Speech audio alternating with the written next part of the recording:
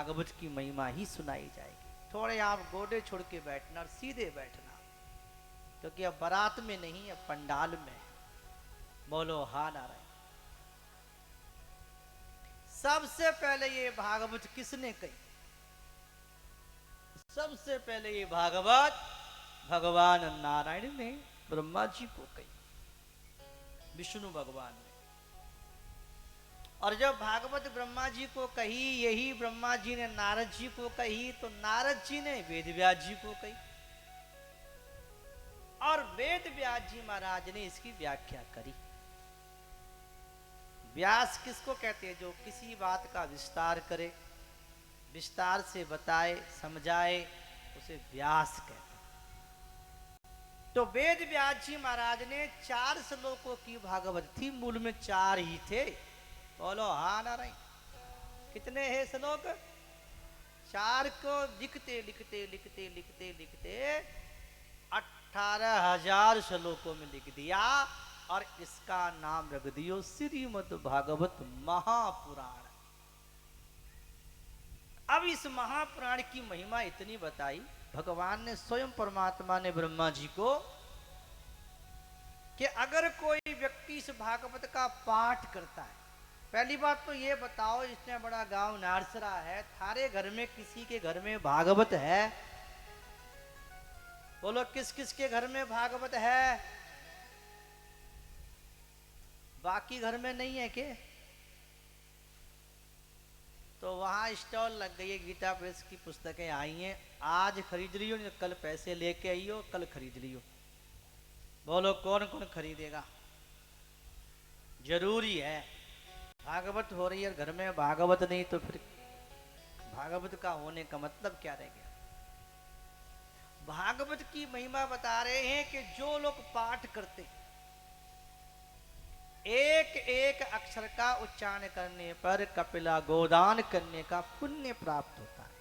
मंच को मंच। और कहते हैं भागवत की ऐसी महिमा कि भागवत का पूरा अध्याय नहीं पढ़ सकते, इतना टाइम नहीं है, तो भागवत का एक श्लोक, आधा श्लोक, चौथाई श्लोक भी पढ़ लो तो भी हजारों गौदान करने का पुण्य प्राप्त होगा, 18 पुराण पढ़ने का पुण्य प्राप्त होगा। और माताओं कमर सीधी करोगे, बढ़िया बात आ गई, बहुत बढ़िया। जैसे कई माता कहेंगी महाराज हमको तो पढ़ना ही नहीं आता, हम क्या करें? अब पढ़ना नहीं आता, उसके लिए भी उपाय है कि आप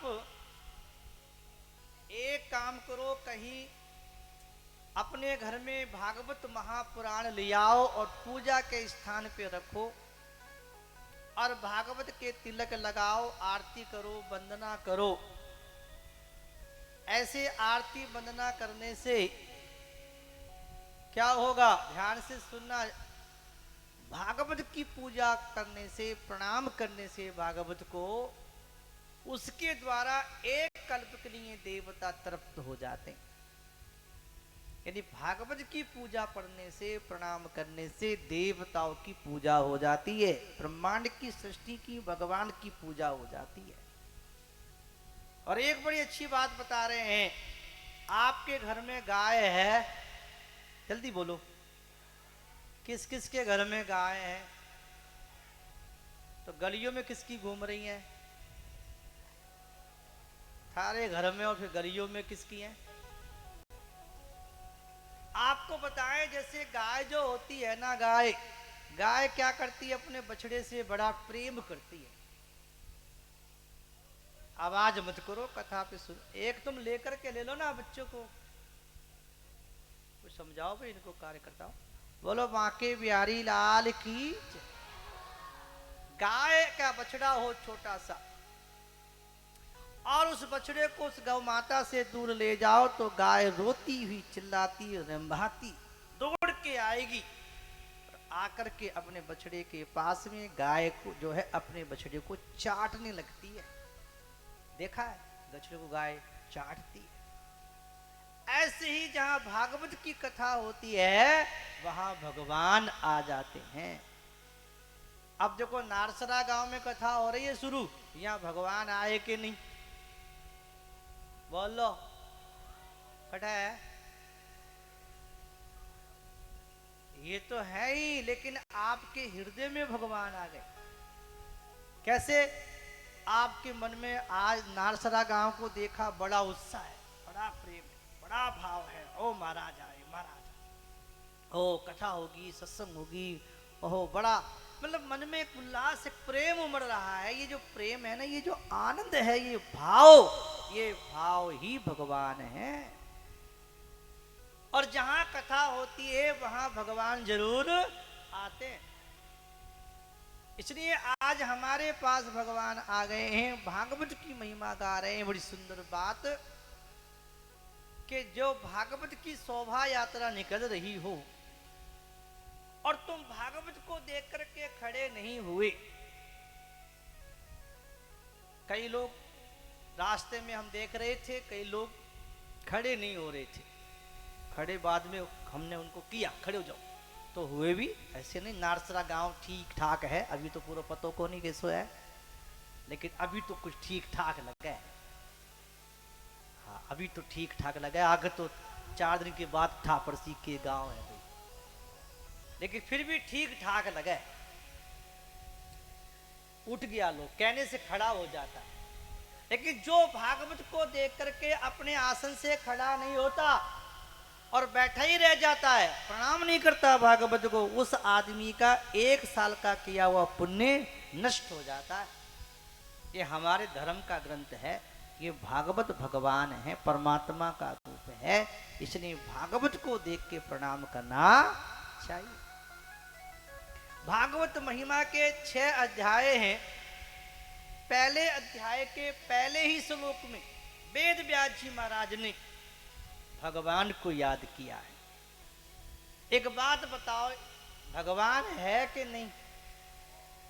नारसरा में मानते हो भगवान है? कौन कौन मानता है? कई नहीं मानते हैं, 2-4 जने हैं, बोलो हाँ नारायण।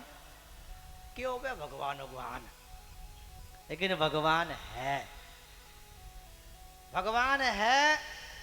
अच्छा भगवान है तो एक बात बताओ भाई नारसरा वालों, भगवान है तो 1 है कि 2 है कि 3 है कि 4? अपने नारसरा में भगवान कितने हैं?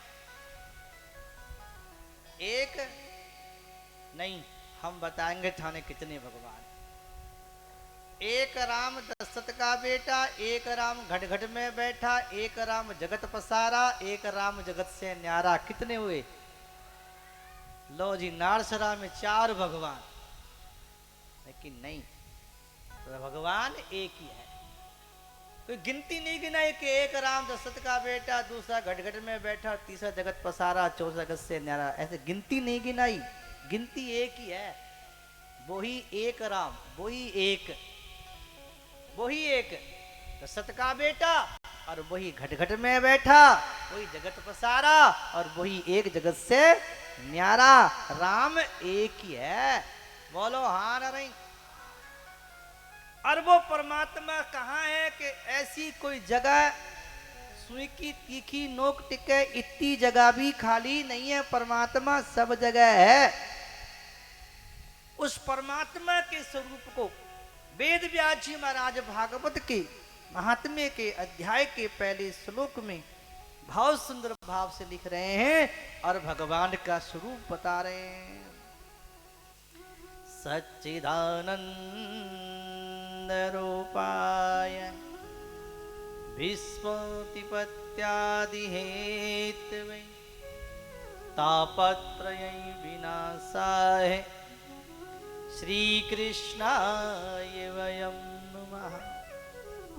भगवान कैसे हैं कि सच्चित आनंद, सच्चिदानंद मन परमात्मा सत्य है, जिसका कभी नाश नहीं हो सकता, जो पहले था आज है और आगे भी रहेगा, वो परमात्मा सत्य है।